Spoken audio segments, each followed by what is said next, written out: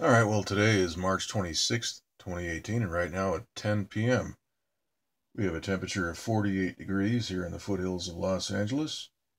The relative humidity is 51%.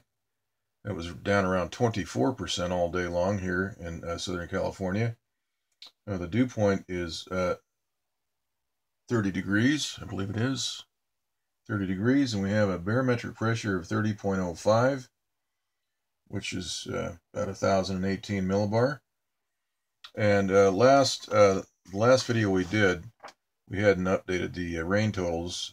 Now on March 21st and 22nd, we had a total of 2 inches here in the foothills. And that brings the season total up to 10.56 inches of rain. And so that's pretty low compared to what we used to get. We would regularly get 18 to 20 inches up here, sometimes 25 and 30 inches, and some years we got upwards of 50 inches of rain. And ever since about 2010, the year 2010 or 2011, after 2011, things really started to change. All right, so right now we're looking at the Northeast Pacific water vapor loop. We can see a couple of low pressure systems right near Hawaii. There's actually 2 gale force systems developing right here.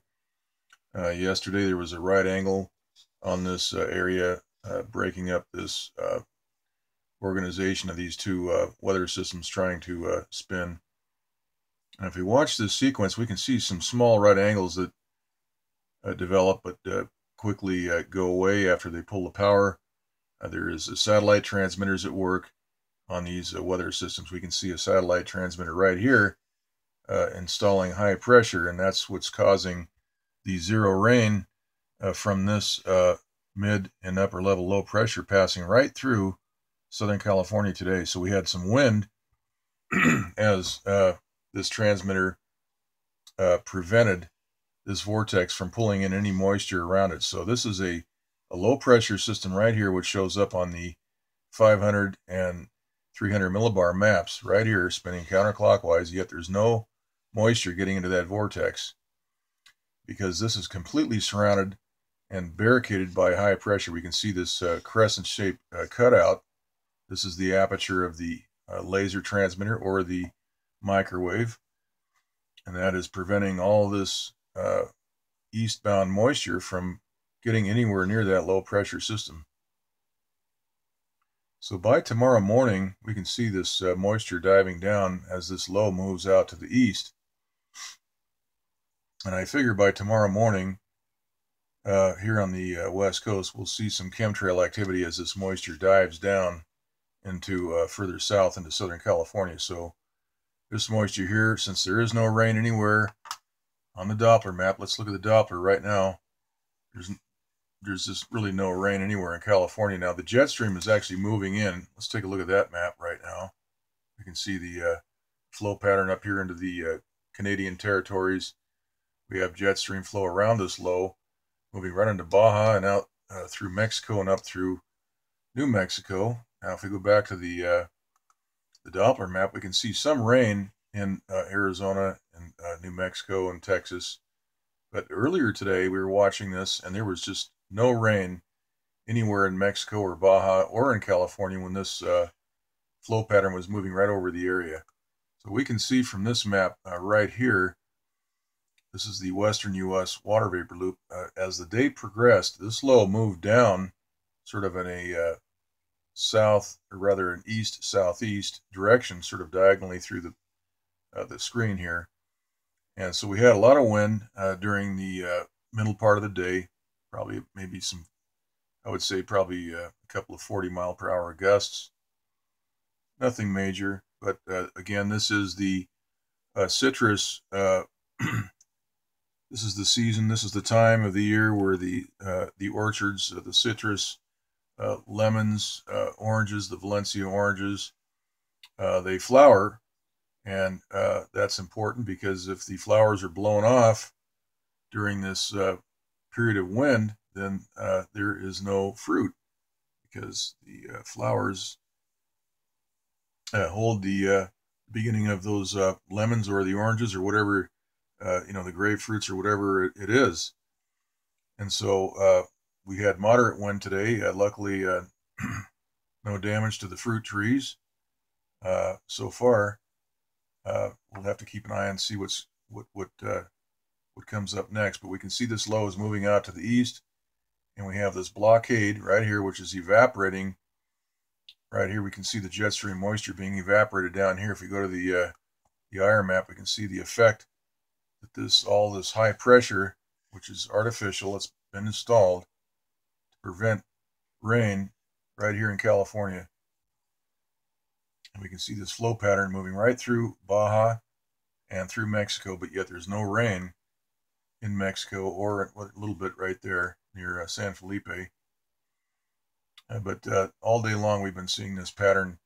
The rain was prevented here in California and in Mexico. All right, so we're going to keep an eye on things, and we can see the flow pattern. This is a man-made satellite transmitter generated feature right here. This is a blockade. We can see everything is walling up, having to re-steer.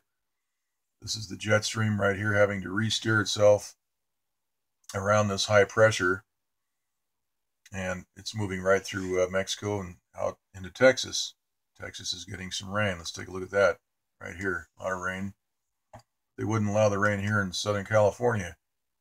We've only had, as they say, 10.56 inches for the entire year. And by the way, more than half of that has fallen right here in March. We'll get the stats on that. But up until the beginning of, right at the end of February,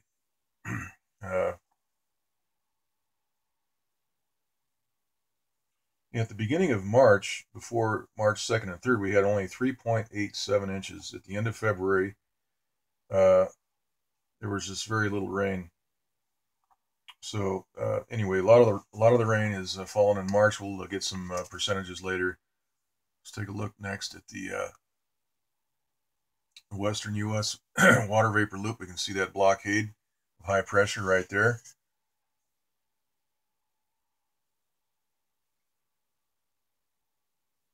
And of course, the surface analysis map, the Pacific surface analysis map, just shows a gigantic H right out here in the middle of the Pacific, which is that's not correct.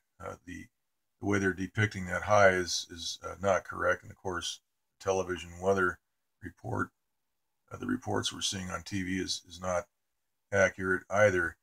This is a manufactured high pressure, and if we see that on the water vapor map on TV, which we will not, people will quickly begin to figure out that something is goofy here, because this is not natural.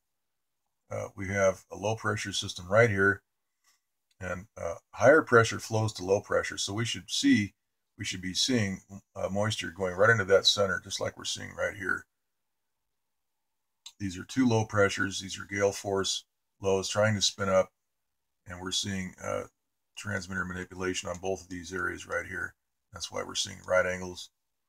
Over here, they just put a giant dome of high pressure right over the region, and then they focus on this one area. This is the low right here spinning counterclockwise, and there is just no precipitation right over that, inside that low. And we'll take a look at the pressure maps here in a second. So they're forcing descending air. These transmitters generate heat, which is descending air, and that prevents any moisture from getting into the low pressure system right here.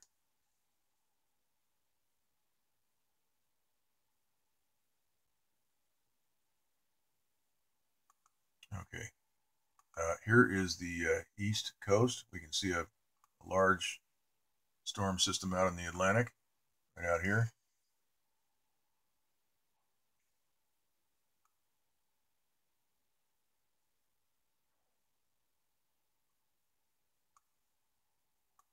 All right, let's take a look at the pressure maps. We have the sea level pressure, and they're depicting a high pressure right here.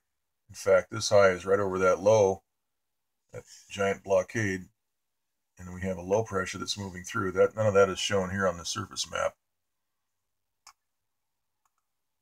We do see a low pressure indicated right over Mexico and Texas.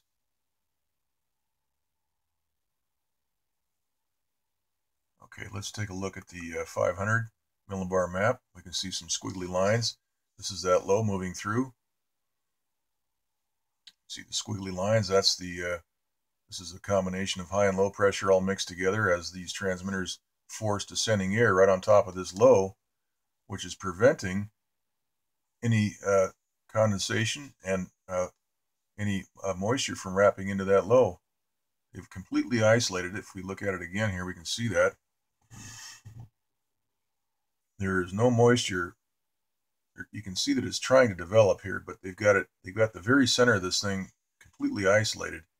So we can see right out here, there's some moisture trying to get into that low, but they're not allowing much development. Most of that development is coming in the form of the jet stream getting near that low, and then we see the condensation, which is producing rain out in some parts of Arizona and New Mexico. Nothing in California. All right, let's take a look next at the 300 millibar map. We see that big trough of low pressure right there, which is moving through. We can see the squiggly lines. That's the transmitter manipulation. These isobars should be very, very smooth throughout the entire map, like we're seeing along here. Over here by the Hawaiian Islands, we can see squiggly lines, those right angles that are showing up in these two gale force systems. We're seeing the manipulation here on these isobars. So the satellite transmitters are forcing heated descending air into these areas of weather development. And that's what we're seeing. That's why these lines are not smooth and flowing.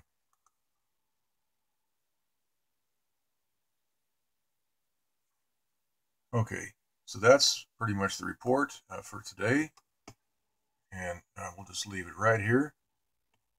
And we'll try to get another update tomorrow. That's it.